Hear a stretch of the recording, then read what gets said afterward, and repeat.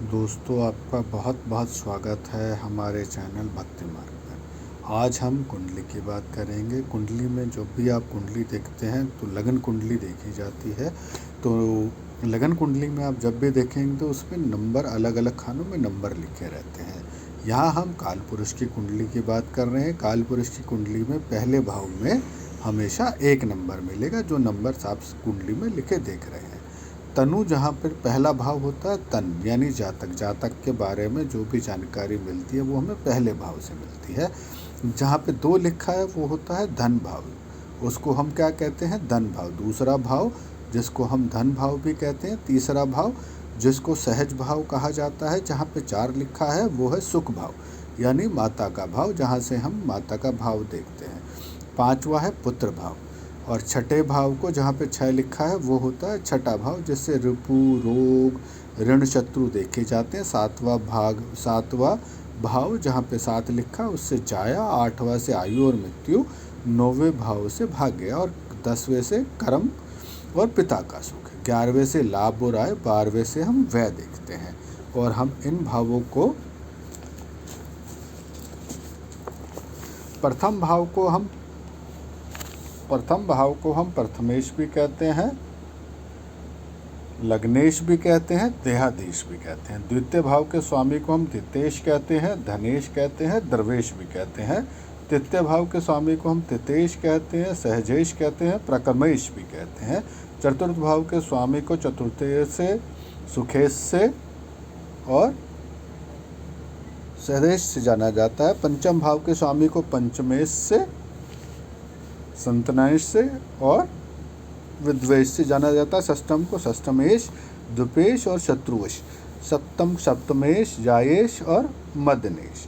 अष्टम को कहते हैं अष्टमेश, जीवनेश, कालेश। नवमनेश, भागेश और धर्मेश। 9वें को नवनेश, भागेश और धर्मेश। दशम भाव को दशमेश, राजेश और कर्मेश।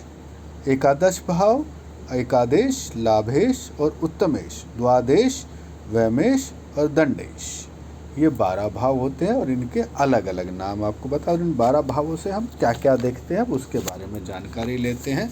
जैसे कि हम आगे प्रथम भाव से हम शरीर, जातक का शरीर कैसा होगा, उसकी वर्ण, आकृति, गुण, यश, स्थान, दुर्बलता, सबलता, लक्षण, तेज, इन सब का विचार किया जाता है। द्वितीय भाव इसको हम धन भाव भी कहते हैं।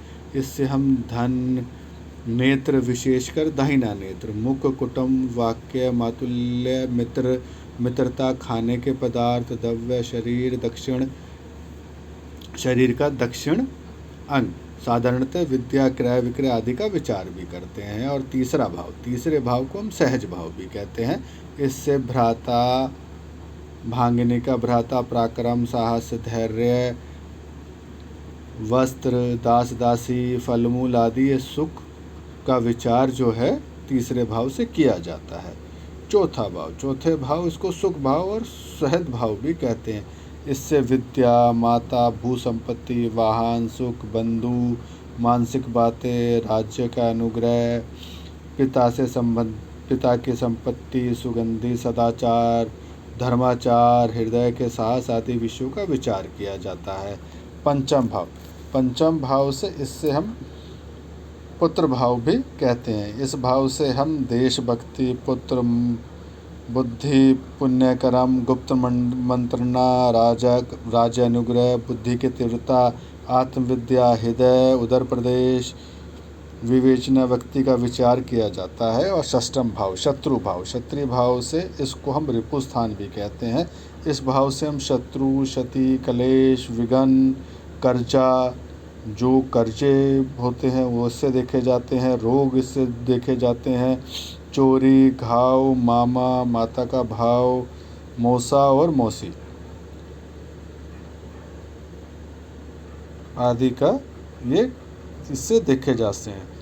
और षष्ठम भाव से भोजन का स्वाद भोजन, स्वाद अथवा उदर भाग का भी विचार इससे किया जाता है। उसके बाद हम आ जाते हैं सप्तम भाव यानी हमारा भार्य का भाव। इसको हम कहते हैं जया भाव। इससे हम स्त्री को स्त्री को पति को विवाह, अगर स्त्री की कुंडली है तो पति को, विवाह को, पुत्र भतीजा को, सफ़र को, नष्ट धन संपत्ति को, माता ज्ञान को, पद प्राप्ति को, वाणिज्य को, मूत्राशय और अंगों का भी, जनन अंगों का भी इससे देखा जाता है इत्यादि का विचार किया जाता है। उसके बाद हम आते हैं अष्टम भाव, इसे निधन भाव भी कहते हैं। मृत्यु, आयु, जीवन,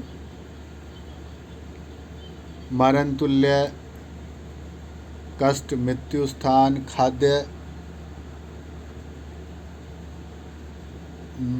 खाद्य सुख, उच्च पद, जय पराजय, ये सब हम अष्टम भाव से देखते हैं। नवम भाव, इसको हम धर्म भाव भी कहते हैं, इसको हम धन भाव भी कहते हैं।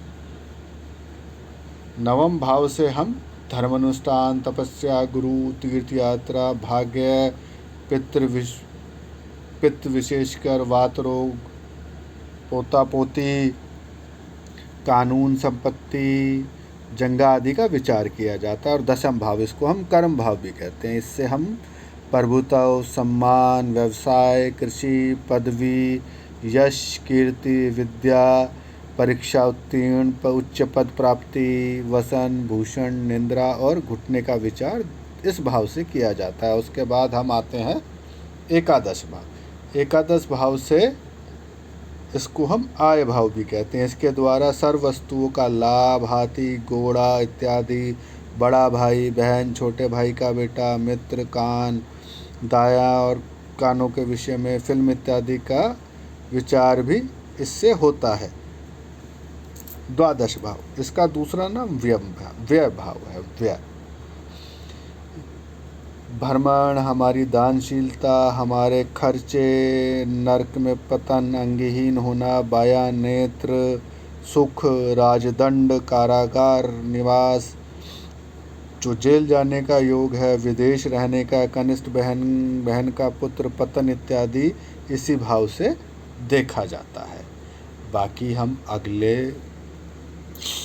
वीडियो में और आगे बढ़ेंगे, जहाँ पे हम ग्रह और राशियों के बारे में जानकारियाँ हासिल करेंगे।